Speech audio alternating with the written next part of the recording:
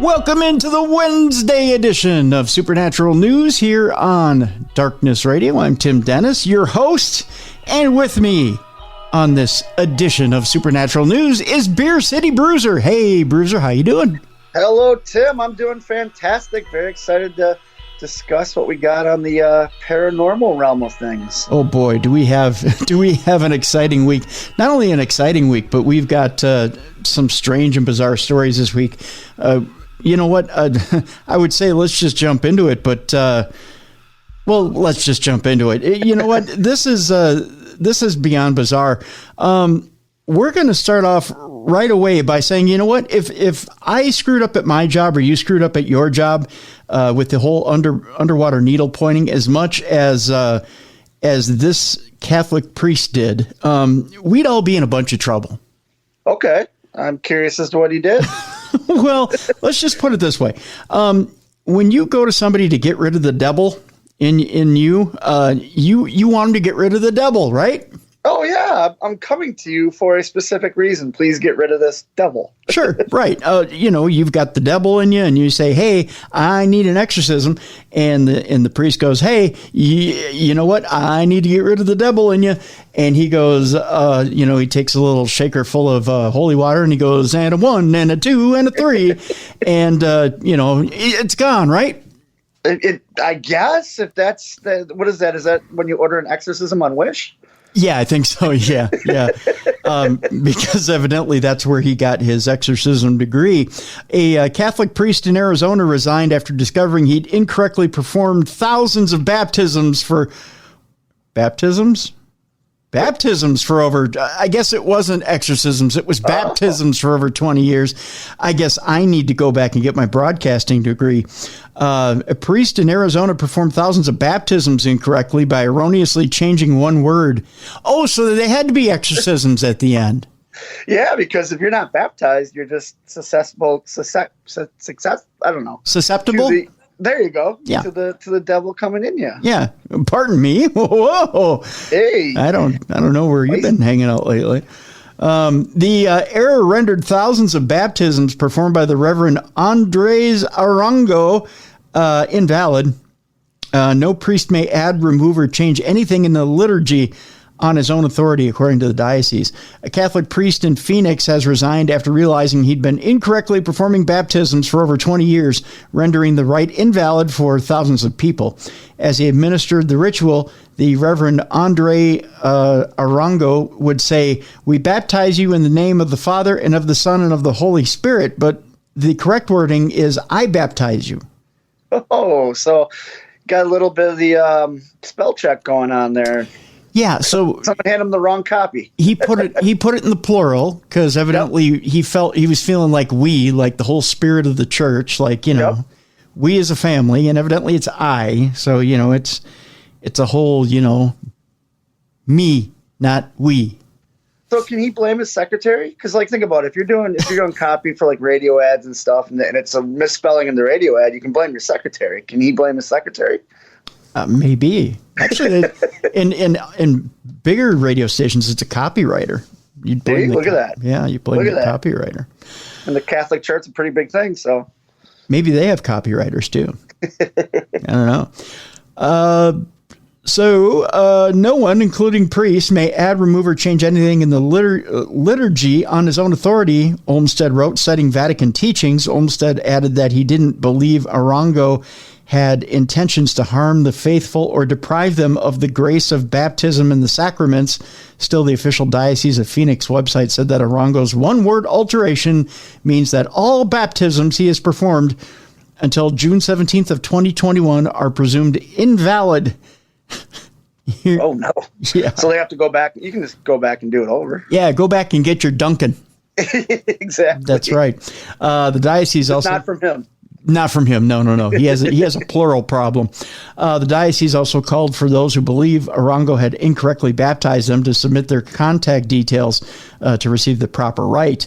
In an open letter, Arango apologized for his error and announced that he'd resigned as pastor for the St. Gregory Parish in Phoenix as of February 1st. Really? It was that bad that he had to back out? We got to think 20 years. That's a lot of baptisms. Yeah. If you do it every Saturday and or Sunday, depending on the parish weekend. That's a lot. Yeah. Phoenix is a growing city in the last 20 years. Yeah. I can see the resignation trying to save. Plus, you probably don't want to deal with the backlash. Ooh, that's true. Yeah. He said, it saddens me to learn that I've performed invalid baptisms throughout my ministry as a priest by regularly using an incorrect formula.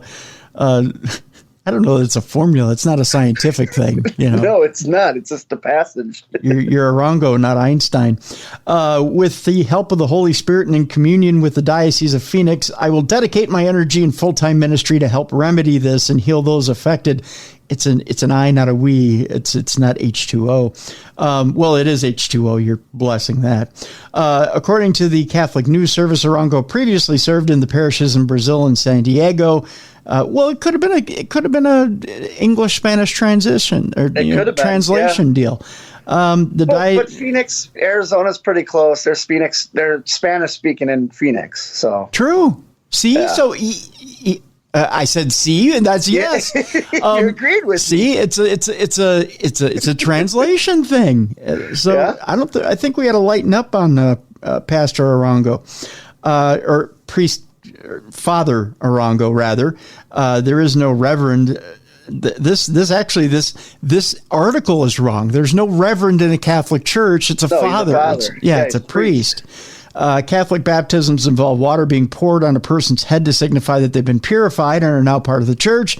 Baptisms are typically performed on infants and are considered a requirement for Catholic salvation. Just give the guy a break. He plurified the thing. It's no big deal. He was just being, all encompassing. That's right. Everybody's involved. Everybody gets in on the deal.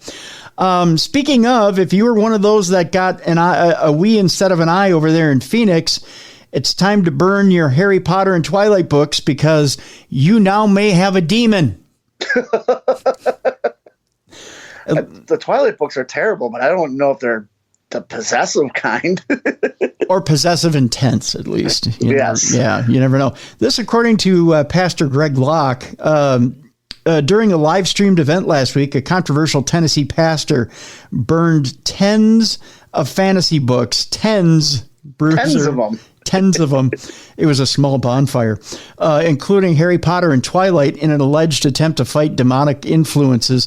Pastor Greg Locke of the Global Vision Bible Church in Mount Juliet near Nashville began his sermon last Wednesday by telling his congregation that he had received a missive from God to skip Holy Communion because we weren't hungry anyways, and instead organize a good old-fashioned book burning because it's winter and we all need to stay warm. The event, which was live streamed on Facebook, was organized to denounce witchcraft and involved dozens of copies of books like Harry Potter and Twilight, as well as other dangerous objects that Locke claimed symbolized witchcraft. Yeah. I want to know what those other symbols were. Was it like, remember those Digimon things you had back in the 90s where you had to raise it and feed it and had to go to the bathroom? Like, that could have possessed you. Yeah, that could have. That probably needed a good burning too. Yeah. He said, "Stop allowing demonic influences into your home," Locke wrote in a since-deleted Facebook post, probably for a good reason. Bring all your Harry Potter stuff, he said. Laugh all you want, haters. I don't care. It's witchcraft 100%. I can see why he deleted this. All your Twilight books and movies. That mess is full of spells, demonism, shape-shifting, and occultism. We will be in your continued series on deliverance from demons. We have stuff coming in from all over that will be burned. We're not playing games. Seems like we are here. Witchcraft and accursed things must go, the Tennessee pastor added. I ain't messing with witches no more. I ain't messing with witchcraft. I ain't messing with demons. I'll call all of them out in the name of Jesus Christ. So there's a lot of grammatical stuff going on in the religious world today, isn't there? Yeah, there is. Yeah. I kind of I ain't messing with this. I ain't messing with that. During the controversial event, Locke also invited participants to burn tarot cards, Ouija boards, healing crystals, idol statues, spell books, and everything else tied to the occult. He's such a nice guy. He is. And I like how he called for everyone to bring stuff, and they only brought tens of books. So basically someone went and bought a series of Harry Potter, a series of Twilight, and threw it in the fire. Yeah. And potato salad. Bring potato salad with raisins. That needs to be burned up too. Yes. Also assuring people that his church has a burn permit. Well, good. Good. He's following the law. Good for him. He put safety first. Yes. And adding that even without one, a church has a religious right to burn occultic materials that they deem are a threat to their religious rights and freedoms and belief systems. Okay. Yep. Tyler Salinas, a photographer present near the bonfire on the night, that doesn't make sense. Tyler Salinas, a photographer present near the bonfire on the night. There was one counter protester who held up copies of Fahrenheit 451. Evidently, he was gauging the temperature of the fire and on the origin of species, and also threw a book he claimed was the Bible into the flames. Good on you. He claimed it's a Bible, so it wasn't a Bible. I don't know what it was. Interestingly, it says here that this odditycentral.com covered a very similar event back in 2019 when a Polish priest sparked controversy by burning Harry Potter and Twilight books to protest occultism, just like Greg Locke. Oh, there you go. It's a little book burning never hurt anybody but authors, right? I guess. And no, because they had to buy the books. So the author got paid. That's right. The author gets paid. Yeah. The author doesn't care. Yeah. The author doesn't go, well, I guess to a point. Yeah. We covered this story on Dumb Crime, Stupid Criminals on Tuesday. If you're a Stitcher, I almost said Unlimited. That's not what it is. A Stitcher Premium member. Okay. There it is. Yeah. Premium member. The body of a 70-year-old woman has been found in her house in northern Italy 2 years after her death. Marinella Beretta lived alone near Lake Como in Lombardy. Her decomposed body was discovered on Friday by the Como Fire Brigade following complaints that a tree had fallen in her garden as a result of overgrown vegetation. Como City Hall press officer Francesca Manfredi confirmed that to CNN on Wednesday. Beretta's body was found sitting in a chair in the living room. Manfredi told CNN that the cause of Beretta's death is unknown, and the examiner has established that she died sometime near the end of 2019 based on the extent of decomposition. No relatives have yet come forward, adding that police are investigating whether she had any surviving family. Beretta's body remains at the morgue, and a funeral date has not yet been set, according to Manfredi. Como Mayor Mario Landricina has invited the town's residents to attend Beretta's funeral. He told Italian press on Tuesday that the local government would take care of the funeral arrangements. I will try and be there, and I could do it in the Italian accent. Are you ready? I'm ready. I will try to be there, and I invite the city to be present, Landricina said. That was like a cross between Mario and the Pope. It's me, Mario. Landricina said, adding, "This is the moment to be together. And even if this woman had no relatives, we could become her relatives." Pretty good. It's almost like you're there, right? Yeah. Like I'm picturing the spaghetti and lasagna around me. I'm sitting in a gondola as we go along the river on Venice. It's almost like you're at Olive Garden. Yeah. He said Beretta was not on the list for assistance from local social services. On Facebook, Elena Bonetti, Italy's Minister for Family and Equal Opportunities, mourned Beretta's solitary death. I could do her voice too, but that would be embarrassing. What happened to Marinella Beretta in Como? The forgotten loneliness hurts our consciousness. or conscience, rather, she said, remembering her life is the duty of a community that wants to remain united. Bonetti added, taking care of each other is the experience of families, institutions, of our being citizens. No one should be alone. So there you go. After we covered that story yesterday, I called like everybody in my family and I texted everyone just to say, hey, how's it going? And then someone who hadn't answered for 2 years finally answered their text. No, I'm kidding. that would freak me out even more. Yeah, it would. That would be weird. Now we're going to go to Florida. And for once, it is kind of a dumb crime, and I don't know why we're covering it here, but I'll tell you why we're covering it here. It's the question of, is this person all excited for the Walking Dead season to start, or are they truly a zombie? Okay. Well, You know what? In Florida, it could be either. It could be either. Or this person is just strung out on drugs.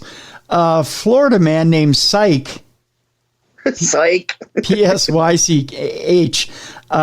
Bit a victim in the face during a machete attack. Okay. Now, was he the one with the machete, or is he the one getting attacked by the machete? Well, we're about to find out. All right. A Florida man who goes by the nickname Psych was arrested for attempted murder after he attacked a man with a machete before biting him in the face. You have a machete. Why do you need to bite him? Right? This machete's too dull. It's like he forgot he had this thing in his hand. I don't know. Demetric Psych Sanders, 45, approached a man who was waiting for a ride to work and asked him for money outside of the Northside supermarket in the West Little River neighborhood of Miami-Dade County around 8:30 a.m. on January 22nd. When the man refused to hand over cash, Sanders started to hit him with a broomstick. So he started with a broomstick. Sure, why not? According to police documents. When he began to defend himself, Sanders pulled a machete from his waistband and continued the attack because, things escalate. And everybody walks around with a machete on their waistband. Well, and sometimes, Bruiser, when I'm out in the backyard, I need to cut down vegetation, and I just happen to carry one around with me. And, of course, the hockey mask, right? Yeah, and you have a hockey mask in case a game breaks out. It's Minnesota, You never know. You never know. Either clear and brush or protect that goal. I do live in the state of hockey. You do. I do. The victim, who identified himself as Donald to the outlet, received a large laceration on top of his head and in his rib cage area, as well as several abrasions across his body. After hitting the victim multiple times, he reportedly bit him in the face. Good God. He just wanted to see how he tasted. Delicioso. Police said he walked to a nearby gas station in the Gladeview neighborhood to ask for help. He was taken to Jackson Memorial Hospital, where he was treated and released. He received several staples in the top of his head, which he showed to Local 10. I'm actually looking at it. It looks kind of grody. I wonder if he had to get a rabies shot, too. By the way, I caught crap for saying the word grody last week. Why? I don't know. Evidently, it's a good description. It's like you hear the word grody, you're like, okay, that means it's yucky, disgusting. Yeah, it's an 80s term, though. However, I heard grody. Yeah, grody. I'm bringing it back. I think it's gnarly and rad that you're using grody. Thank you, Bruiser. I appreciate that. Sanders took his $350 in phone, according to the outlet. Sanders was also arrested on Saturday after the victim reported seeing him outside the same supermarket again. He's being held at the Turner Guilford Night Correctional Center on Monday. So there you go. So that could have been a dumb criminals because he didn't leave the scene of the crime. He went back. He went back, yeah. I got a phone and I got money out of this one. Bizarre with a B. I'm just saying. I don't get how you go from, I can see going from a broom to a machete, but a machete to biting, that's a step back in my book. That's regressing. Yeah. I don't get that at all either. If you want to taste them, you got a machete, cut off a limb and eat it. Now you're going Weird Al Yankovic on the bit. Just eat it. Well, here, we're gonna switch up from zombies to ghosts. How do you like this? Oh, okay. Okay. We're going overseas where the ghosts aren't so friendly. It turns out that this ghost over in Somerset, not Wisconsin, by the way, although I could see a Somerset, Wisconsin ghost doing this too. Okay. Yeah. Tells people who visit the beautiful spot to F off. Okay. Or cover your ears, kids. They tell them to fuck off. Yeah. Yeah. The ghoul is said to be a woman in white, which is kind of typical, and apparently tells people to leave in no uncertain terms. Ghost hunters were called into a Somerset beauty spot over reports of an angry ghoul who is shouting and swearing at tourists. Sounds like my ex-girlfriend. It just may very well be. You never know. The owner of that shop's like, I knew I should have never broke up with her before she passed. The Potty Mouth Spook, which is the name of my new album, is said to be a woman in white who apparently tells people visiting the Quannock Hills to F off. I wonder if she just goes right into it, or she like butters them up, or she'll move something here, move something there. She's maybe like, a knock here, a knock there, then just straight into the F off. She's like, pardon me, sir. Hello. Yes. Come over here, would you? Yes. You over there. Come here. Yes. You. Come here. Come here. I have a secret for you. Come here. Yes. Fuck off. And then she whispers into the recorder. Yep. That's all you pick up is the recorder saying fuck off. Yes. The rude apparition is said to haunt an area known as the Dead Woman's Ditch at Overstowey. The site on the Quannock Hills in Somerset was named after the murder of Jane Walford by her husband John in 1789. No wonder she's telling people to F off. Yeah. But now murdered. Yeah, well, she's been murdered. But now a foul-mouthed phantom apparently is lurking in the area with reports of a swearing apparition. Ghost hunting couple Christine and Dave Thomas launched an investigation into the paranormal or paranormal being rather in 2020. Christine claims she was shouted at and told to F off by the nasty evil spirits. No, with all due respect here, Bruiser. Yeah. There are many, many reasons why this apparition could be telling you to F off. Oh, I agree. Doesn't mean they're nasty and evil. No, they could just be in a bad mood. They could have woke up on the wrong side of the grave. You know, I mean, if this girl was murdered, like being murdered is not a pleasant experience. Right. I mean, it's not like, you know, it's not like they went peacefully. Yeah. Not only that, but you're in their space. Yeah. And were they respectful? You know, we always say be respectful when you're in doing the investigations. Right. She says her and her husband Dave picked up on a voice before being rudely told to leave. Well, maybe you had it coming. The pair claimed to have had other encounters there with the ghost of a murderer from 1798. Dave said there's definitely something there. My wife has experienced it for a long time. Said there are two different types of voices. There's the residual memories being replayed, which people pick up on without being able to communicate with it. Then there are voices you can interact with, which you can have an exchange with, which can answer questions. Not all, but some can be quite nasty, evil spirits. Not everybody is aware of ghosts. That's because some people have weaker barriers than others and are more likely to come across one. Other locals have reported seeing a ghost there. One said, when I was about 17 on my way home from work, driving along a cold road, I saw a bright white figure on the side of the road, so I slowed down. It appeared to be a woman completely dressed in white, old-fashioned clothing. I couldn't take my eyes off as I drove past. I couldn't bring myself to turn around to have another look. I just drove home in complete shock. Another said, I've seen what looks like a tall figure with a long dark coat outside the pub on the edge of the road, and I checked back and no one was there. Holly Willoughby, Philip Schofield, and Nick Ferrari were in stitches when they discussed the ghost on an episode of This Morning in 2020. After Holly introduced the segment while saying, please excuse me, Philip responded saying, it's someone hiding in the ditch, surely. Hey, what do you want to do today? I don't know, let's go hide in the ditch and tell people F off. I love it. Let's go. That sounds like a perfectly good segment. Nick Ferrari, a host for radio station LBC, said, "It seems like something out of Midsummer's Murders, doesn't it?" Sure. That was a horrible movie, horrible reference, but okay.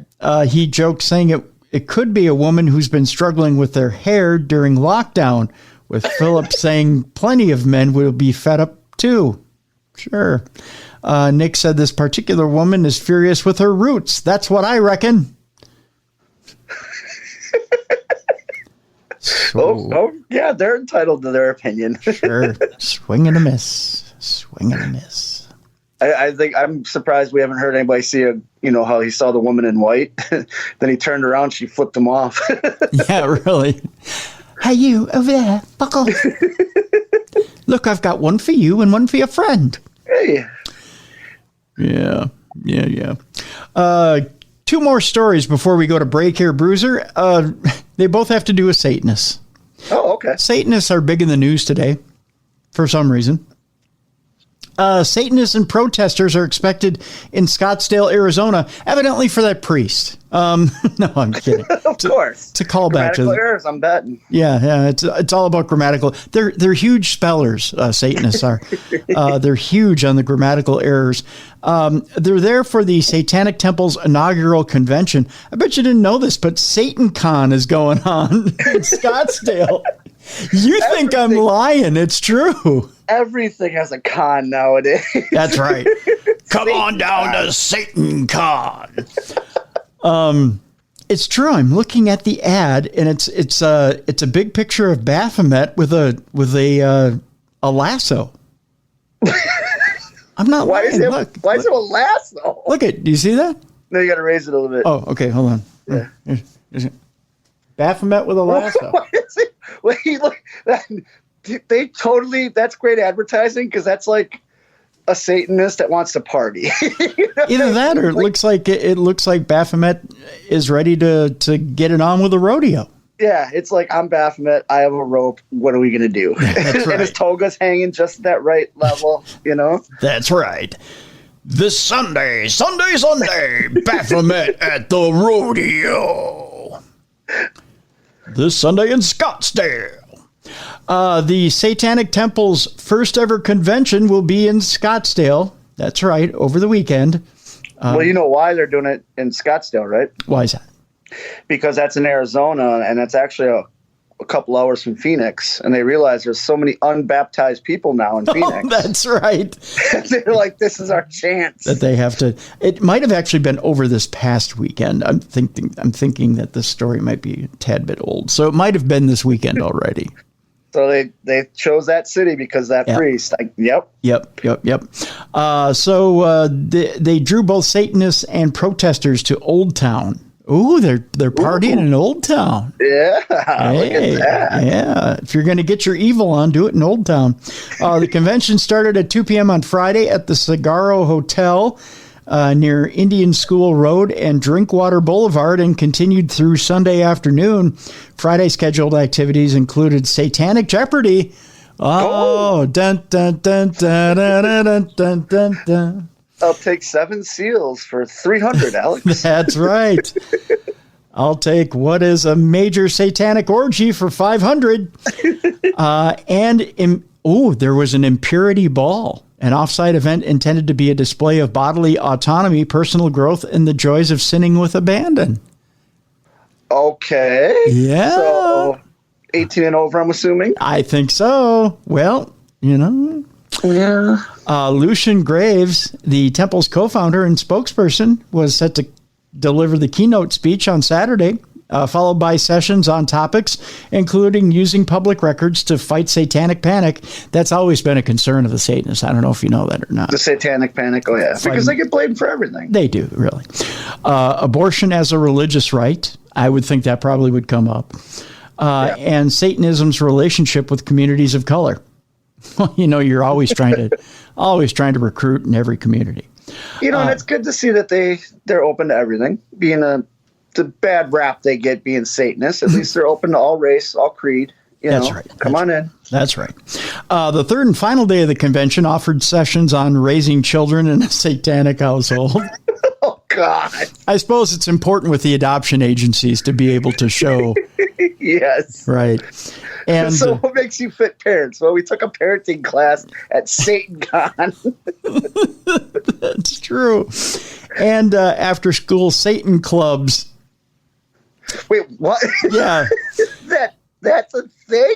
That's a thing. You know, I think I saw an after school Satan special on ABC, if I remember right. Go back and look at my yearbook, see if our Satan club made it. There's after school Satan clubs at school? So, honey, do you want to sign up for Taekwondo, some wrestling, some swimming? No, Daddy, I want to join the Satan club. Okay, son. I spent too much time playing football, baseball, and being in a newspaper. I missed the Satan club. They follow with a closing ceremony in the early afternoon, I guess so they could get to the orgy at night. Yeah. Conference tickets were sold out as of Thursday morning. There's a shock. But a satanic marketplace was open to the public all weekend long. The cost for those not attending the conference was $5 for that. So you could get in and buy your satanic merchandise. Attendees are, this is good though, Bruiser. Okay. This is good. The Satanists always looking out for your health. Oh, yeah. Well, of course they are. They need to be healthy for their rituals. They did require proof of vaccination and to wear a surgical N95 or KN95 mask throughout the convention. So good for them for being COVID conscious. Thank you very much. Especially during the orgy. Exactly. Right. When you're swapping bodily fluids. Yep. You got to make sure you're wearing that mask or have your proof of vaccination. Yep. According to its website, the temple mission is to encourage benevolence and empathy among all people, reject tyrannical authority, advocate practical common sense and justice, and be directed by the human conscience to undertake noble pursuits guided by the individual will. Do what thou will and do it in the butt if you can, evidently, because there's an orgy. There's an orgy, Bruiser. There is. Yeah. I actually heard, I've never been there, but there's like an actual Church of Satan in places, obviously. Oh, sure. Yeah. And I know somebody that went in one. I said, well, what was it like? Like, how was it? He goes, it was actually really boring. He says, they just got a big statue in the front, and then you walk around, they just got their scriptures, and that's it. I'm like, well, what are you expecting? He's like, I don't know, flames, like metal music, demons, naked women. No. I said, nope, they're a normal church. Yeah, actually, Satanists have it together. Yeah, they do. Oh, yeah. I think a lot of people expect kind of what's a good way of putting it? Kind of gratuitous everything when they go. Yeah, and it's not. Yeah. It's an organized religion. Yeah, and if you actually talk to someone that preaches a religion, it's way different than what the public thinks the religion is. Yeah. I'm not trying to talk anybody to go into it, but Bruiser's over here. Yeah, Church of Satan. Church of Satan. The temple announced that the inaugural convention in November, more than a year after it's lost its federal regulation, more than a year after it lost a federal religious discrimination lawsuit against Scottsdale.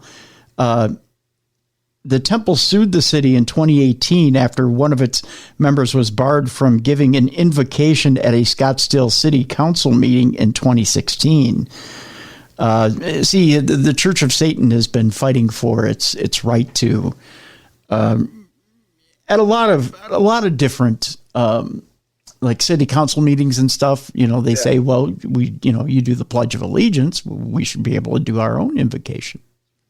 Yeah, but then if you do that, then every other religion has a right to open it up, and you could literally be in a meeting for that's true hours because you'd have to represent every single religion on the planet. That's true. The temple, which founded its Arizona chapter in early 2016, has dedicated its convention to former Scottsdale Mayor Jim Lane and Councilwoman Suzanne Clapp, who said it took pride in depriving the Satanic Temple of their civil liberties. So, no, there's no fight back whatsoever there. The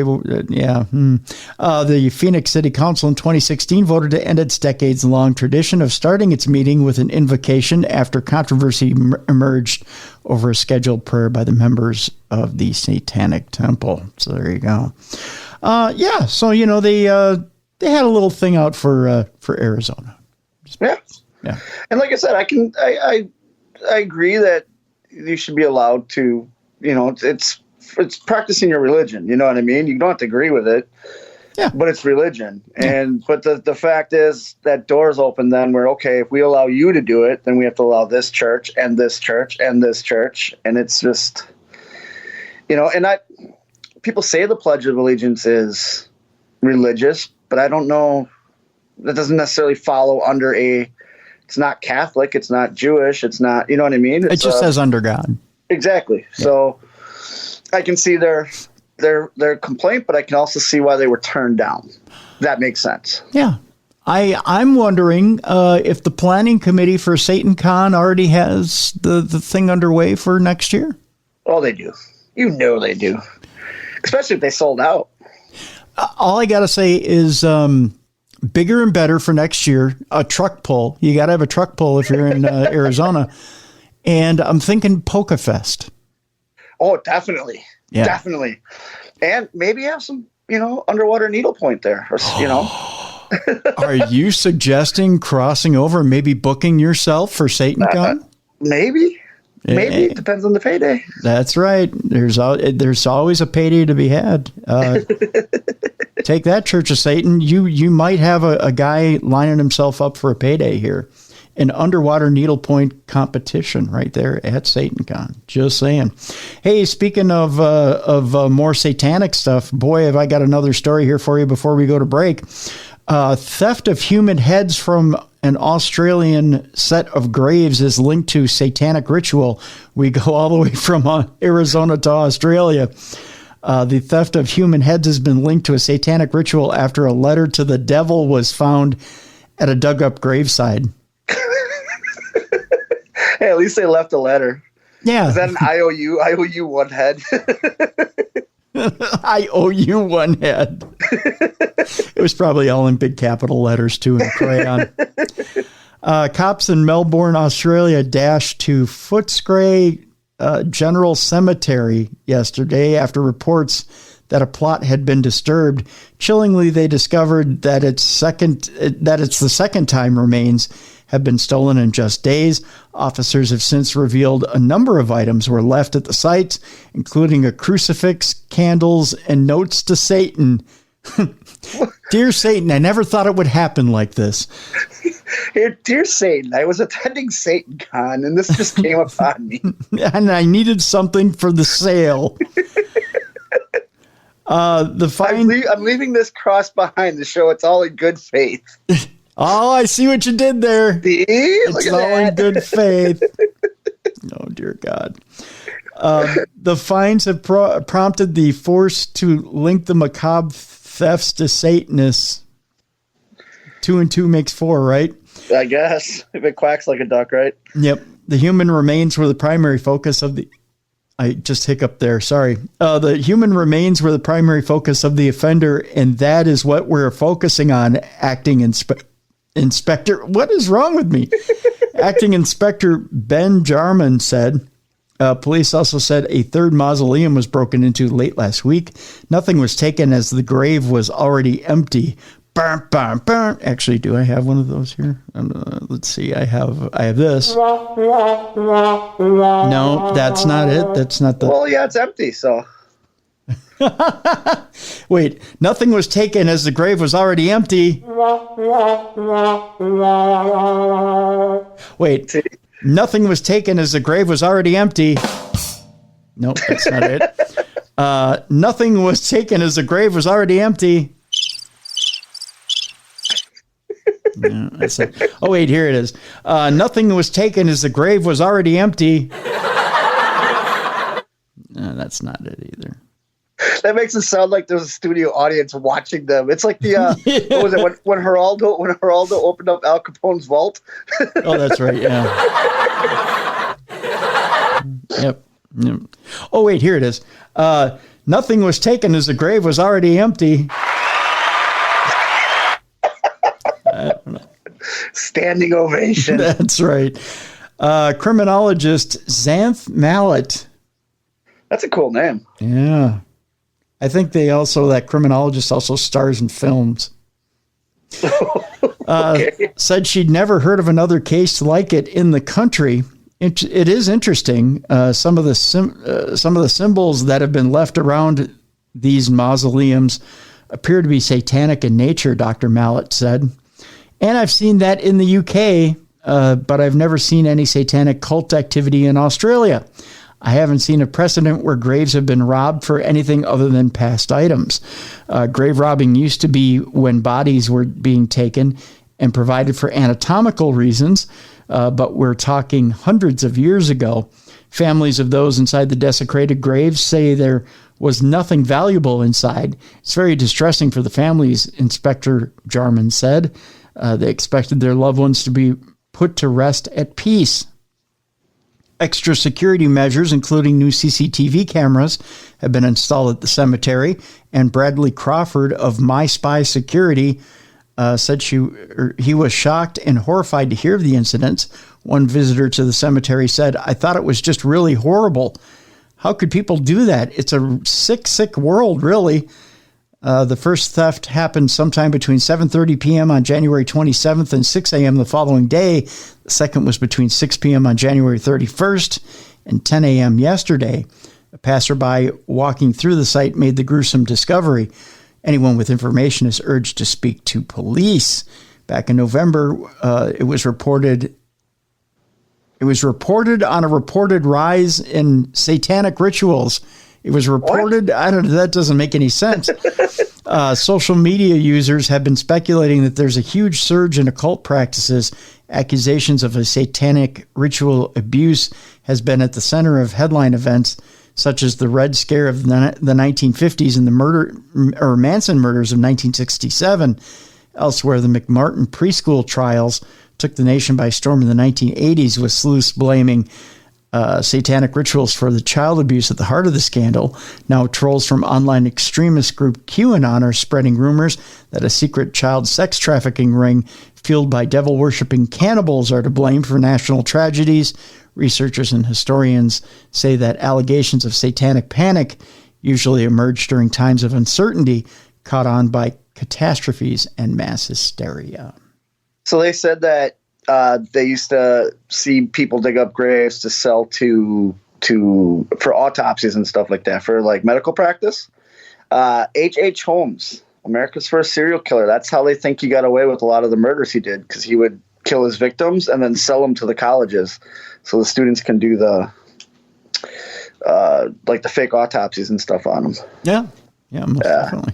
Nothing satanic, but nope. I found it interesting that's what they brought up, because I just watched something on H.H. Holmes and I was like, hey, that's how they think he got away with it for so long. That's right. We're going to take a break. When we come back, a faith healer is convinced that a pregnant woman, oh my gosh, was hammering a nail in her skull and would result in a baby boy if she did that. Oh my God. North Carolina has a way of self-serving your death certificate. You can tell people that you're dead now. Okay. I don't know how you do that.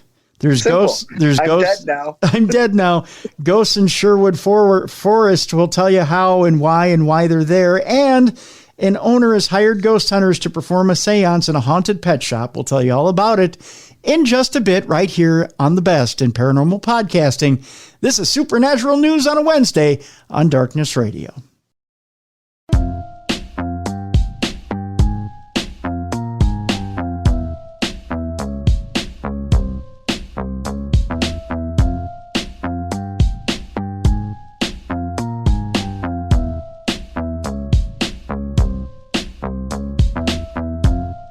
Welcome back to the best in paranormal podcasting. This is Darkness Radio on a Supernatural News Wednesday. It's Tim Dennis and Beer City Bruiser with you. And boy, do we have some stories for you this Wednesday. That's all I got to say about that, Bruiser. I can't wait to hear these. Right before break, you piqued my interest with a few. Well, like, I'm dead. I'm dead, and I'll just mark it off here on the internet so you can. And we'll get to that one in a second. That one's kind of interesting. Let's go to this one first. A faith healer has convinced a pregnant woman that hammering a nail in her skull will result in a baby boy. Now, I've heard of some weird traditions on, doctors telling, or even just wives' tales of how you get a baby boy or a baby girl. There's a certain temperature you're supposed to get to in order to get a baby boy or a baby girl.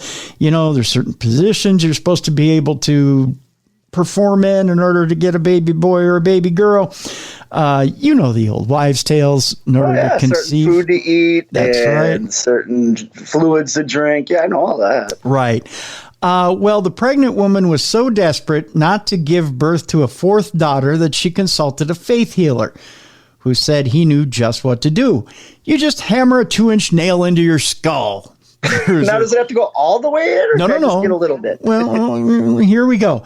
The woman, who has not yet been identified by police, showed up at the Lady Reading Hospital in Pakistan this last week with extensive bleeding from her skull. Oh, dear God. She at first told the Peshawar city medical staff she had been advised to recite chants and hammer the nail into her own skull to guarantee the gender of her unborn child would be male. She did it herself. That's dedication. Yes, it is. Upon further investigation, doctors became convinced that it would be impossible for such a self-inflicted wound and determined that someone else had done the hammering. Yeah, 9 months ago.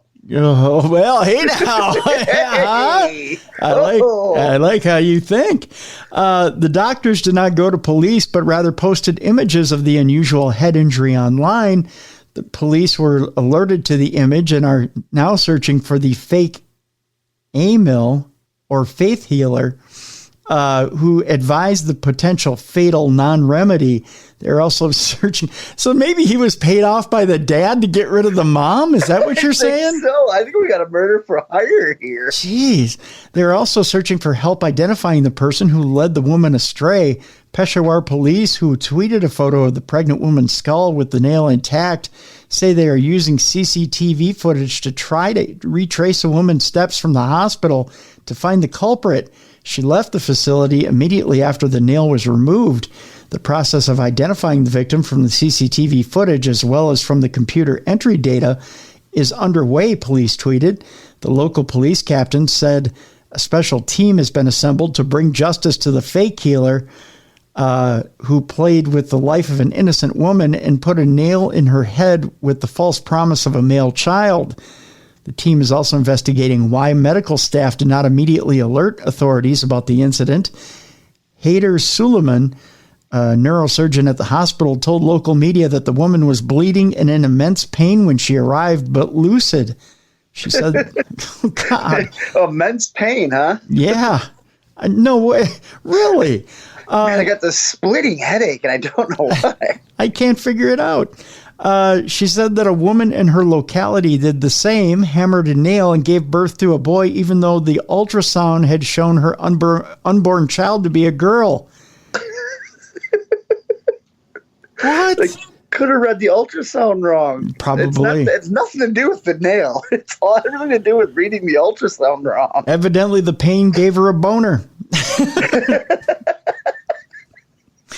The doctor told reporters they tried to remove it at home but could not. Well, no duh, it's a 2-inch nail. That would hurt even more. Can you imagine that pain? So I've taken thumbtacks in my needlepoint matches. Yeah. And going in, they don't needlepoint matches. So, like, when you fall on them, you don't feel it 'cause there's so many going at once. What hurts is taking them out. Oh. When you're in the back and someone's pulling them out, that's what hurts. So hurt them, and that's 2 inches. Like, it's huge. Oh. Yeah. I can't imagine diving into the pool and then slowly sinking to the bottom and having them go in at the same time.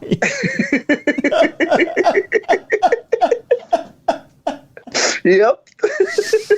And then coming out of the pool and then having all those. Removing them. Oh. Oh. Man. Okay, so they try to remove it at home. I'm seeing the claw hammer right now trying to take a 2-inch nail out of your skull. Her husband's got his foot on her head. He's just trying to pry it out. Ow! Like, hold still. If you just hear that loud, like popping sound. Yeah, that. Yep. Oh. Doctors. It's just not coming out. Hold still. Wait a minute. Doctors removed it after surgery. Well, of course. That's surgery. The woman, who had not had an ultrasound to determine her child's gender, told police that her husband threatened to leave her if she had a 4th daughter. This child will pop a boner or else. My name will live on. Oh, dear God. It doesn't say if she had a boy or girl, huh? Doesn't say. I'm really hoping karma gives them a girl. That's just the perfect ending to this story. You're hoping hubby up and leaves? No, he's not going to leave because she can look at him and go, I put a 2-inch nail in my head for you. I suffered for you, mister. Exactly. She can hold that over his head forever. You know, if he stubs his toe on the couch and he jumps around, she'll go, 2-inch nail in the head, buddy. Remember? Remember, you wanted a boy. Yeah. North Carolina's death certificate site has a pretty hysterical bug there, Bruiser. Evidently, when a loved one passes away, there's a lot of paperwork that comes with it, as you may know. While some people plan ahead and do as much as they can to prevent that burden from falling on their family, there's one piece of paperwork they cannot fill out ahead of time: their death certificate. Or can you?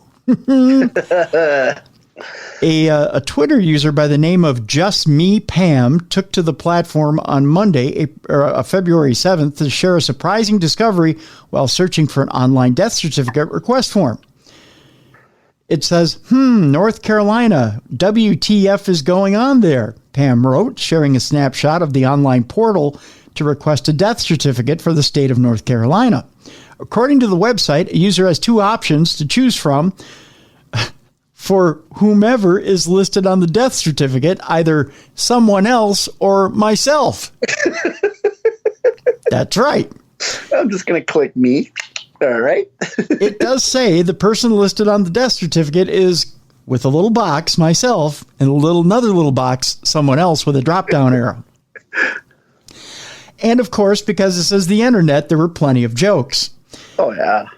One person says, had to fill one of these when I died a few years back. One user joked, it's a pretty simple form.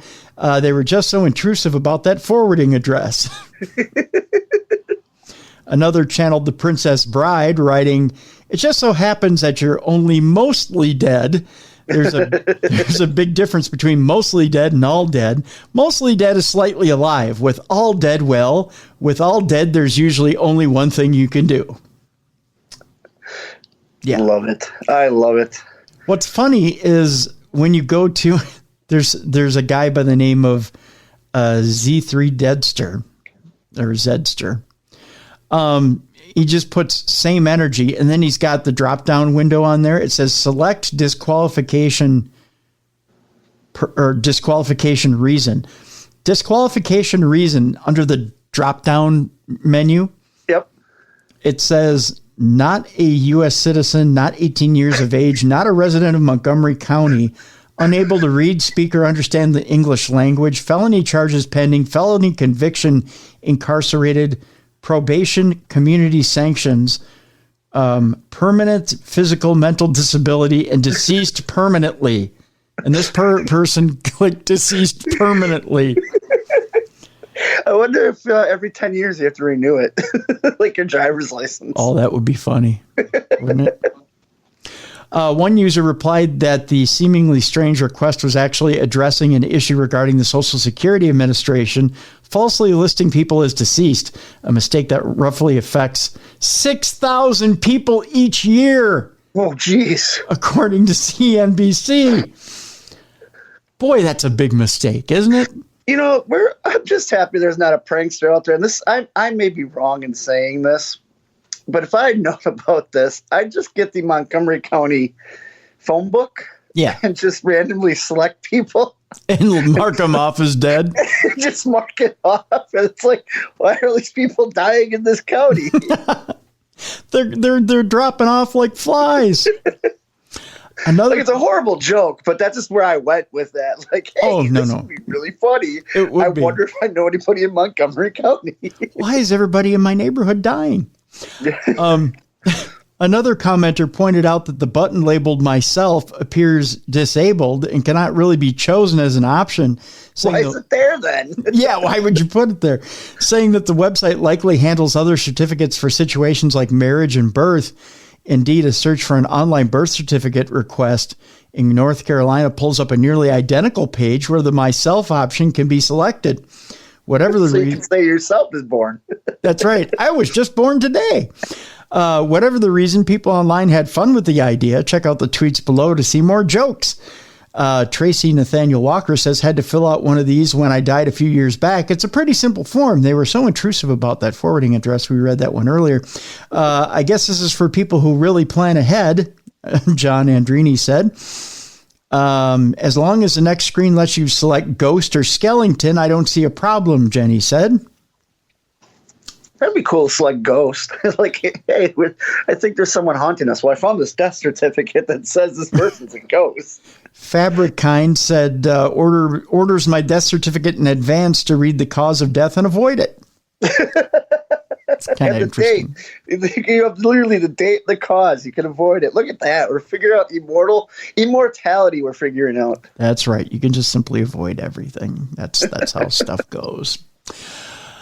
There's ghosts in Sherwood Forest, and investigators have photos to prove it. Sherwood Forest forwardist is forever linked to the legend of Robin Hood, so spotting a tights-wearing ghost with a bow might help push that legend a little closer to reality, or might just prove you're a little nutso.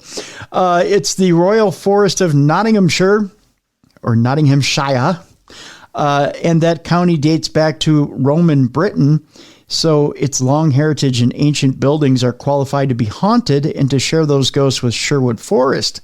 Paranormal investigator Dean Buckley visited there recently and brought along his trusty camera and his wife Veronica, a spiritualist medium there to communicate with and help identify the apparitions that Dean regularly photographs. He has kindly shared his latest photos from his recent trip to Sherwood Forest.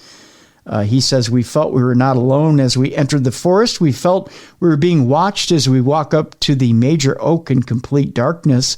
In his email, Dean says he, Veronica, medium Jane Danby, and paranormal investigator Frank Gonzalez entered Sherwood Forest through the village of Edwinstowe. For those up on their legends, Robin and Maid Marian were said to have been married in Edwinstowe's St. Mary's Church, and the major oak is where Robin and his merry men slept.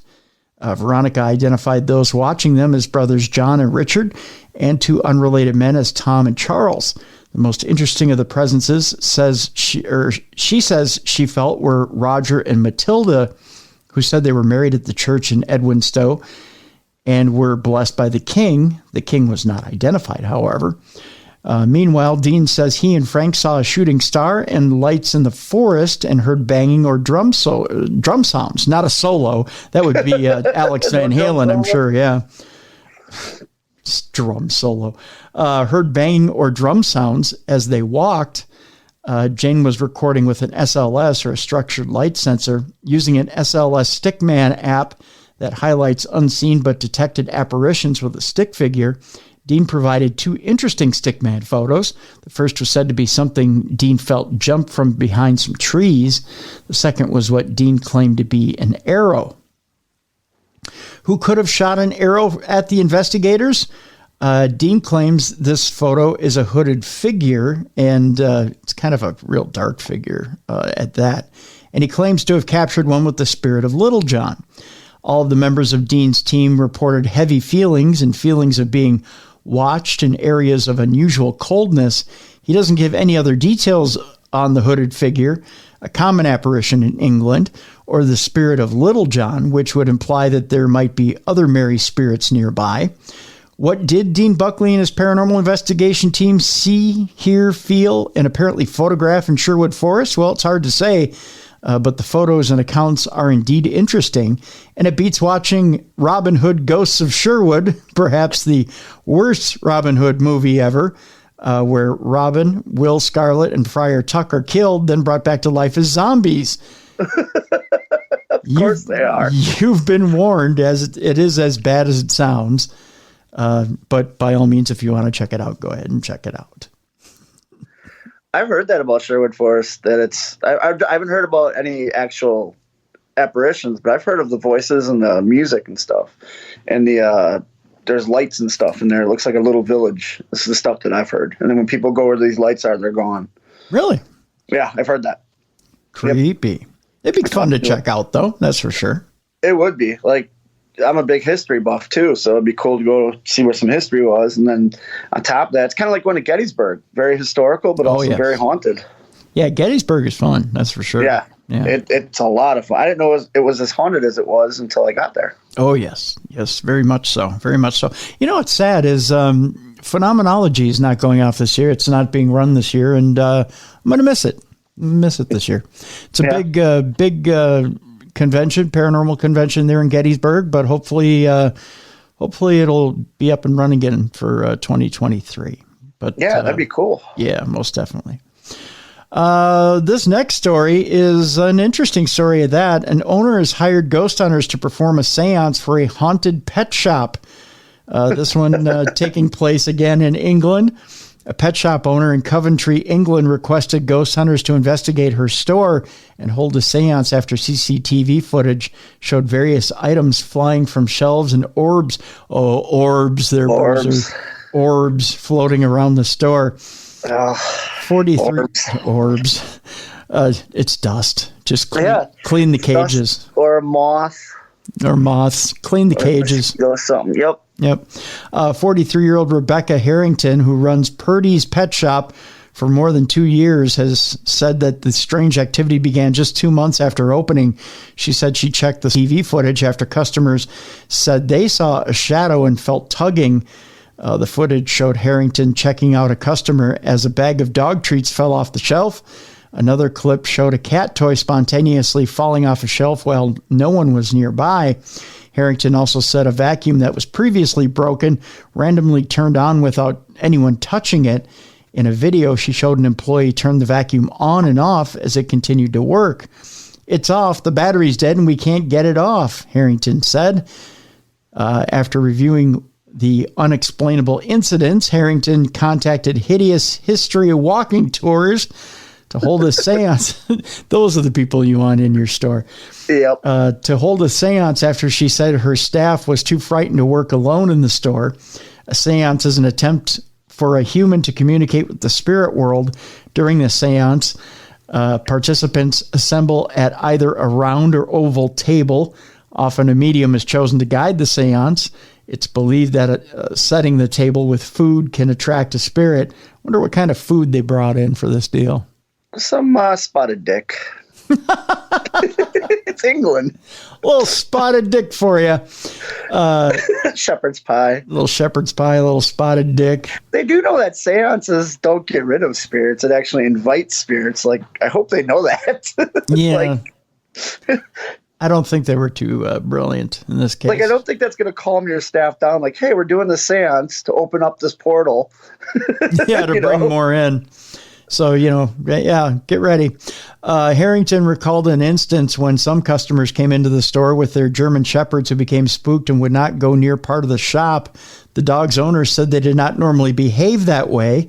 She also said that customers were complaining about feeling tugged and that animals were reacting strangely. Staff also witnessed orbs following them around the back room, Ooh, boo, kids, scary kids, boo.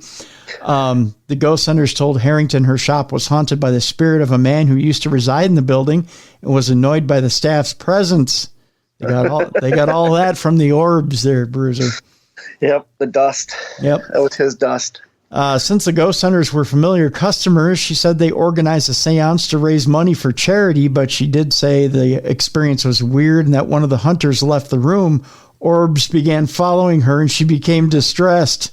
The dust followed her out. Yep. Just like happens when you leave a dusty room. That's right. They think it's a male that used to live here, Harrington said. It's been a shop for the past 40 or 50 years, so we think it may have been bombed in the war, as Coventry was bombed heavily. She also added that she did not used to believe in ghosts and that she often finds herself trying to find logical explanations for some of the weird happenings. After news of the seance spread, curious passerbys have often stopped by the pet store to see if they could witness some paranormal activity. Customers also ask if there will be another seance, but Harrington said if there is, she wants no part. Newsweek reached out to Rebecca Harrington in Hideous History Walking Tours. I guess there was no comment, no further comment on that. Because they did a seance to open a portal to get more spirits in. Yeah. No more spirits for them, evidently. I mean, other than the orb, she had some pretty good footage, and I'd like to, okay, how do we debunk this, Yeah. So I'm not going to say it's not haunted, but if she was hoping to make everybody calm and comfortable by having a seance, she was poorly educated. Yeah. The Hideous History Walking Tours people didn't do a great job of trying to calm things down. That's for sure. That is for sure. We go to Las Vegas, Bruiser, where there's a question of alien oil. Okay. A mystery. I can see that out in Vegas. There's alien shops everywhere out there. That's right. That may not be alien oil with all the chicken ranches out there. Yikes. A mystery liquid is falling from the sky over an eastern Las Vegas neighborhood. People in one eastern Las Vegas neighborhood near Hollywood Boulevard and Charleston Avenue have been completely perplexed for weeks as a mysterious brown or black droplets have been fallen on their properties. Marcos Cervantes said the droplets have rained on his home, cars, RV, basketball course. What's a basketball course? A basketball court. And just about everything else for the last 3 to 4 weeks.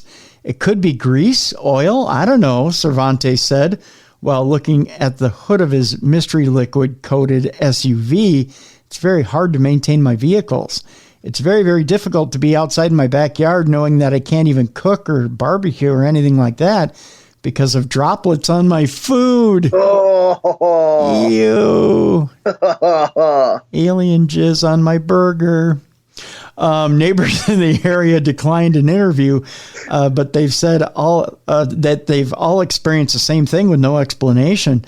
Cervantes questioned whether the droplets could have come from planes passing overhead, but he's saying he's contacting the Federal Aviation Administration and gotten no answer so far.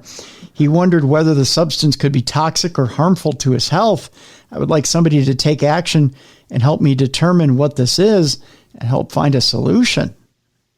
I'd want a solution, especially if it's a plane. You remember the Dave Matthews bus in Chicago a few years ago when they opened up their septic tank into the river and it dumped on all over those people on that boat? Oh yeah, that's right. So I can see planes flying overhead and something dripping out of it. Yeah, that's true. Ew. Yeah, you're right. You're right. I mean, it could be a party bus with a lot of strippers on it and they just use too much oil and it's just flapping everywhere. Ew. Either way, somebody needs to figure out what it is. It's just stripper oil. Alien stripper oil. Oh, alien stripper oil, even better. Ew. All right, Bruiser, we're coming into the last 2 stories for today, and all I got to say is this. Oh. Yep. Shame on you people who want to drive Teslas that want to drive themselves. Experts are alarmed by videos of Tesla full self-driving, totally screwing up. It's unclear what or who exactly is in control. All they know is that Tesla drivers and self-driving technology is out to kill you. Yeah, I believe it. I had a chance to drive a Tesla. We were got a rental car, and they were out of it, and they offered us a Tesla, and I said nope. Good for you, man. Good for you. I'm totally against this Terminator stuff. It would have just killed you and the wife in the end. Exactly. Literally in the end, it would have brought the rear end right into your rear end. So much for Tesla having the most advanced self-driving technology in the world. A panel of experts assembled by the Washington Post have reviewed and verified footage of Tesla's equipped with the company's beta full self-driving diving. It says diving. Oh, no. It's driving. Diving only if you're going off a cliff. Yeah, you don't want your car to dive. No. Malfunctioning in terrifying ways. Unsurprisingly, they found that the driver assistance tech is likely doing more harm than good. In early February 2022, Tesla was forced to issue software updates to almost 54,000 of its cars. 54,000? Yeah. How long is that update? Do you have to connect to Wi-Fi to update your car? How does that work? I think so. 54,000 of its cars that feature the company's signature FSD program due to the car's propensity to not completely stop at stop signs. Oh, of course. Because, the stop signs with the white line on the border are optional. They are optional. Not only that, it doesn't stop at the stop sign. It makes you barrel through the stop sign. You're dead. Boom. Just like that. You get T-bone. Yeah. Why don't people that invent this stuff watch Terminator? Hey, we should create AI. No, watch Terminator. That's the exact reason why you don't have AI. Or maybe they do watch Terminator, Bruiser. Maybe they're in cahoots. Yes. I'm just saying. An increasing number of videos posted by Tesla drivers of their self-driving cars going haywire, though, seem to show that the issues with FSD go far beyond rolling stops, Bruiser. Far beyond rolling stops. The scariest part of the whole thing, too, is right before it does the rolling stop, the radio just flips on, and it's Blue Oyster Cult, Don't Fear the Reaper playing, and it just goes. That's right. Come on, baby, don't fear the Reaper. Won't you take my wheel? Don't fear the Reaper.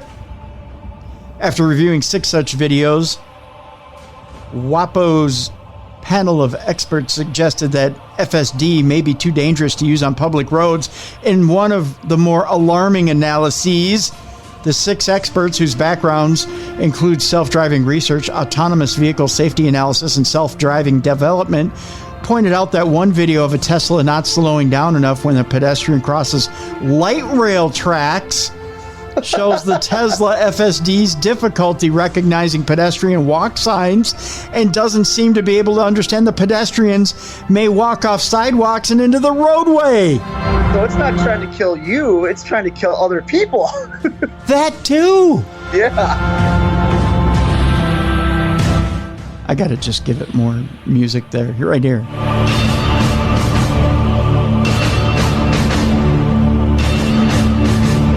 You always got to give it the Terminator music when it's trying to kill more people. Oh, of course. Yeah. Another of the more upsetting videos reviewed by the WAPO's panel, I'm giving it the abbreviation because it sounds more dangerous, details how the FSD prompted its driver to take over control of the vehicle when becoming confused by a truck partially blocking the street. It's confused by everything. It is. There's nothing good about these cars. Nothing. But when a driver does so, they struggle to actually get control back from the driver assistance program and has to sharply turn the wheel repeatedly to do so. And avoid the hands that come out of the dashboard and start slapping your hands while you're trying to grab on. Stop it, stop it, stop it, stop it. I am taking over, the driver says in the vehicle while jerking the wheel. I'm trying. It's unclear who exactly is in control at that moment. Andrew Maynard, an Arizona State University professor who works in the school's Risk Innovative Lab, told WAPO, "There's an odd glitch here where there seems to be a short fight for control between the driver and the car. It appears that there are scenarios where both driver and car potentially lose control at some points. The glitch revealed in that video," Maynard added, "is important because it demonstrates potential difficulties in the ability of the human driver to ensure safety in case of such malfunction." Along with the experts' analysis about the dangers posed by Tesla's nascent FSD, WAPO also spoke to the drivers behind the videos to confirm the veracity, and one, identified only as Chris from Fenton, Michigan, said that after using his Tesla driver assistance program for about a year, he thinks it'll be another decade before the program is truly ready to be taken on the road.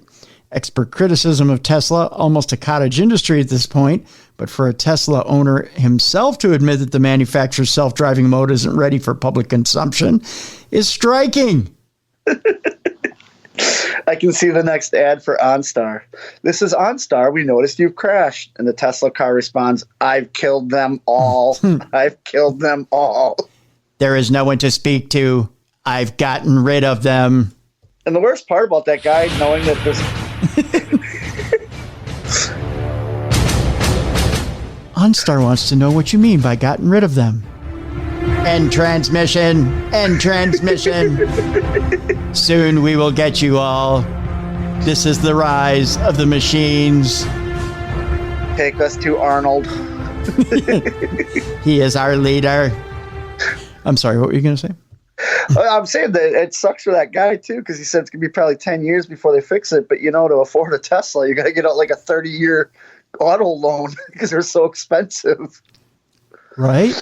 Yeah, they are. They're like, what, $500,000 now for a Tesla? Yeah, they're insane. Yeah, they're with inflation, they're going up every day. And now they're murder machines. They're the murder machines. That's for sure. They are they're crazy. They're out of control. Oh boy, this next story will chill you to the bone here, Bruiser. Oh, okay. The CIA has secretly, I can read. Reading's good. Reading is fundamental, Bruiser. The CIA has secretly collected bulk data on American citizens. Now, keep in mind, you may say, well, what's the big deal about that, Tim? If you don't think that's a big deal, keep in mind the CIA is supposed to operate outside of American borders. Yes. They're not supposed to operate inside American borders at all. No, they're supposed to protect us. They're created in the Cold War to spy on Russian spies. And now this is according to 2 U.S. senators. Oh, great. This isn't information that just was picked up by a news agency. This is 2 U.S. senators that are saying this. 2 U.S. senators said the CIA has been secretly collecting bulk information on American citizens without congressional oversight. Oh, great. Yeah. Why is this happening? Why are they allowing this? The senators Ron Wyden from Oregon and Martin Heinrich of New Mexico expressed alarm in an April 13th letter to Avril Haines, the director of the National Intelligence, and William Burns, the director of the CIA. The agency said the programs involved counterterrorism intelligence-related activities that operated under Executive Order 12333. It also announced the portions of reports on the programs were being declassified according to the statement on Thursday. The senators, members of the Intelligence Committee, says that the agency has conducted its own bulk program and has done so outside the statutory framework that Congress and the public believe govern this collection. The letter, which was heavily redacted and did not indicate how long exactly the surveillance has unfolded, how widespread it had been, or what sort of information was collected and from whom. So they don't even know what they've gathered. They just know it's in bulk. And it's cell phones, webcam. I mean, there's so much stuff they can get our information from. Right. Wyden and Heinrich, who had asked about the amount of data collected and the circumstances of its storage and dissemination, said the program or programs didn't have the oversight safeguards of the Foreign Intelligence Surveillance Act, or FISA, which governs tracking of people suspected of being involved in terrorism or espionage. Until a report was delivered last March, the senators said the nature and full extent of the CIA's collection was withheld even from the Senate Select Committee on Intelligence. Oh, come on. They're hiding it from themselves. The White House did not immediately respond to a request for comment on Thursday night. In a 2-page statement on Thursday, the CIA said it keeps the intelligence panel up to speed on its programs, and all CIA officers have a solemn obligation to protect the privacy and civil liberties of Americans. Declassified reviews covered the years 2015 to 2021. According to the agency, CIA recognizes and takes very seriously our obligation to respect the privacy and civil liberties of U.S. persons in the conduct of our vital national security mission, and conducts our activities, including collections activities, in compliance with U.S. law, Executive Order 12333, and our Attorney General guidelines. Christy Scott, CIA Privacy and Civil Liberties Officer, said in an email statement, CIA is committed to transparency consistent with our obligation to protect intelligence sources and methods. Sean Vitka, Senior Policy Counsel of the advocacy group Demand Progress, said in a statement that despite years of congressional and public outcry against warrantless mass surveillance of people in the United States, the CIA had been hiding bulk spying programs, infringing on the rights of literally every American, and completely evading the oversight of Congress and the courts. And I think it's funny. They want to be as clear with us and transparent as possible, yet the stuff they send out has so much redacted stuff in it, we can't see what it is. That's scary stuff, isn't it? That's terrifying. You know, like, yeah, I'm supposed to take your word because I take this oath, but everyone's human, and information is key. You know, information is huge. Huge indeed. That just is plain old scary. And now my worst nightmare come true. If you want to combine CIA stuff with AI, I'm combining the last two stories. Oh, no. Here you go, Bruiser. I'm about to shit my pants. Are you ready? You had me shit my pants with the last one. I'm sorry, Dave. I'm afraid I can't do that. Artificial intelligence expert warns that there may already be a slightly conscious AI out in the world. We're screwed. Yep. We're screwed. Why? Humans are the perfect machines. We don't need to create better machines. Artificial intelligence built on large neural networks are helping solve problems in finance, research, and medicine, but could they be reaching consciousness? One expert thinks it's possible, and it's already happened. On Wednesday, OpenAI, I'm telling you, folks, we're all going to be killed by machines within the next 10 years. Yep. Skynet's here. And it's proving it with the Tesla cars. Yep. And they're going to kill us. They're going to kill us. They're going to step on our necks. They're going to break them, and they're going to they're going to rip our spines out and our heads, and they're going to hold them up for the entire world to see. It's going to be the beginning of Terminator. Yeah. Yep. With the rolling machines rolling over skulls and stuff. Yep. Yep. On Wednesday, OpenAI co-founder Ilya Sutskever, who sounds like he built the stuff himself, claimed on Twitter that it may be that today's largest neural networks are slightly conscious. Oh, God. See, and the problem with that people forget is the more conscious it gets, it still doesn't have feelings. So it doesn't feel anger, doesn't feel regret, doesn't feel happiness, doesn't feel sadness. So no matter what it does, it has no feeling. So hurting us, it doesn't care. You know, it just doesn't care. Yep. He didn't name any specific developments, but is likely referring to the mega-scale neural networks such as GPT-3, a 175 billion parameter language processing system built by OpenAI for translation, question answering, and filling in missing words, which is about to take my job next week. It is also unclear what slightly conscious may actually mean, because the concept of consciousness in artificial intelligence is a controversial idea. An artificial neural network is a collection of connected units or nodes that model the neurons found within a biological brain that can be trained to perform tasks and activities without human input. By learning, however, most experts say these systems aren't even close to human intelligence, let alone consciousness. For decades, science fiction has peddled the idea that artificial intelligence on a human scale, from Mr. Data in Star Trek to HAL 9000, the artificial intelligence characters in Arthur C. Clarke's Space Odyssey that opts to kill astronauts to save itself. Yikes. When asked to open the pod bay doors to let the astronaut return to the spacecraft, Hal says, "I'm sorry, Dave. I'm afraid I can't do that." And I think in an episode of Star Trek, Data goes crazy and tries to kill a bunch of people. And then if you watch the original Alien, their robot goes crazy. And then, obviously Terminator. And even in Paramount Plus's Picard, the idea is that the constructs, the AI constructs or Data and Data's people end up going crazy. Yeah. And if you watch, iRobot? Yep. They go crazy. And you know they're crazy because their bodies turn red. Yep.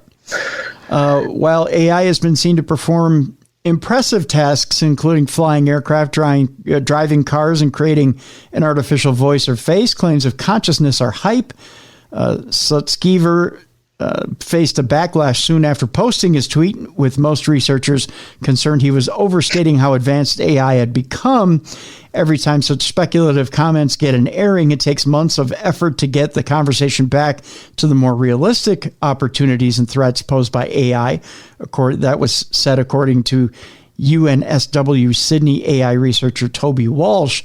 Professor Marek Kowalkiewicz from the Center of Digital Economy at QUT questioned whether we even know what consciousness might look like. Thomas G. Dietrich, an expert at AI in Oregon State University, said on Twitter he hasn't seen any evidence of consciousness and suggested Sutskever was trolling. If consciousness is the ability to reflect upon and model themselves, I haven't seen any such capability in today's nets. But perhaps if I were more conscious myself, I'd recognize that you were just trolling, he said. Ooh, burn! Ooh, burn! Burn! He pwned him. That's a Terminator burn! The exact nature of consciousness, even in humans, has been subject to speculation, debate, and philosophical pondering for centuries. However, it is generally seen as everything you experience in your life, according to neuroscientist Christoph Koch. Christoph Koch, you say? He said in a paper for Nature, it is the tune stuck in your head, the sweetness of chocolate mousse, the throbbing pain of a toothache, the fierce love of your child, and the bitter knowledge that eventually all feelings will end. This is going to end one of two ways. Either they're going to kill us, or the adult film industry will somehow get a hold of it and they'll take over the internet. It's true. It's true. The article goes on and on and on and on to debate whether consciousness really does exist. And then, of course, it scares the hell out of us with a timeline about how consciousness really does exist by bringing up, Tesla and AI self-driving and all that other stuff. And then there's a cute little picture of a puppy inside a car. It says 7 ways you're seriously hurting your dog without realizing it. So, it just scares the hell out of me, and I cue up this music to scare the hell out of me even more, Bruiser. Yeah, that's what I do. Yeah, I'm terrified too, and they can put as many puppies as they want in these self-driving cars. I'm not getting in them. Then you know what I do, Bruiser? What? I do this. I bring this music up, and then I say, "Hey, Samuel, tell me a dirty joke." Guess what I say to a casserole when it comes out of the oven?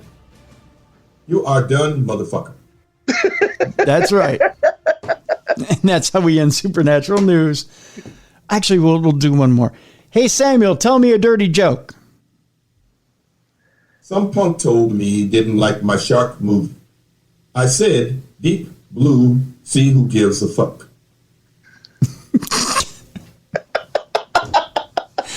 That's how we end Supernatural News on a Wednesday. Love it. Yeah. Thank you, Samuel. Thank you, Samuel. I love how when he comes up, because I have the Alex A that has the screen. Yeah. It comes up with him in a booth with a microphone hanging down, and he looks like he's shouting. Should we get one more from him? Yeah, let's do one more. Hey, Samuel, tell me a dirty joke. Did you know I'm multilingual? I can say motherfucker in 8 languages. Motherfucker, madre voladora, mere incule, motherfucker, cuso tatare, il mione saeke, madre stronza, mama bendan. Good for him. Yeah. That's impressive. You gotta love it. I gotta learn that motherfucker in 8 languages. I promised somebody, too, we'd go easy on the swears. MFer. How about that? There you go. I totally broke that this week. Bruiser, tell me where you'll be practicing your underwater needlepoint in the coming days. Saturday, I'm up in your neck of the woods. That's what I hear. Yeah, I'm up in Minnesota for AWF wrestling. And then next week, I'm in Green Bay, Wisconsin. And then I fly out to Paulsboro, New Jersey for the Monster Factory. Very excited to go out and wrestle for them. And then the 26th, which is a Sunday, I fly back home to Milwaukee and I wrestle in the historic Turner Hall.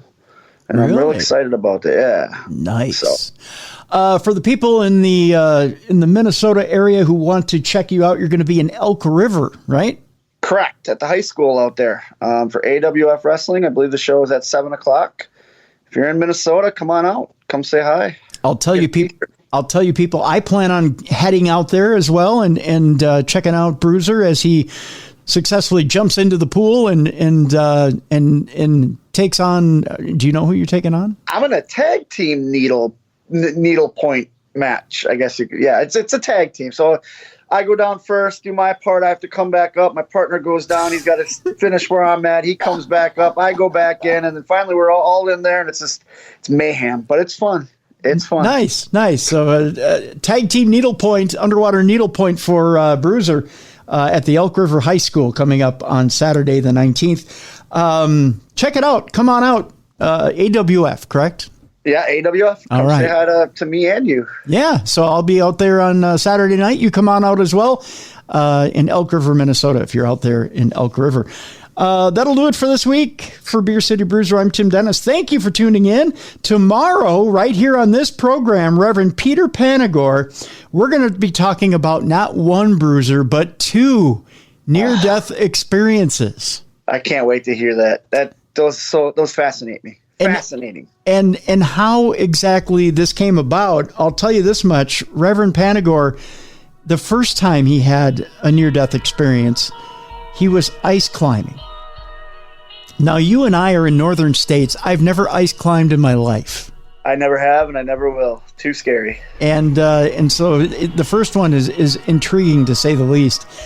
The second one is intriguing. You'll find out how he went through the second one, and he goes into detail as to what happened when he had this near-death experience, how it changed his life, what exactly he went through in this near-death experience, and even what he went through in the second one, and what made him stay both times. So that's coming up tomorrow, right here on the best in paranormal podcasting, Darkness Radio.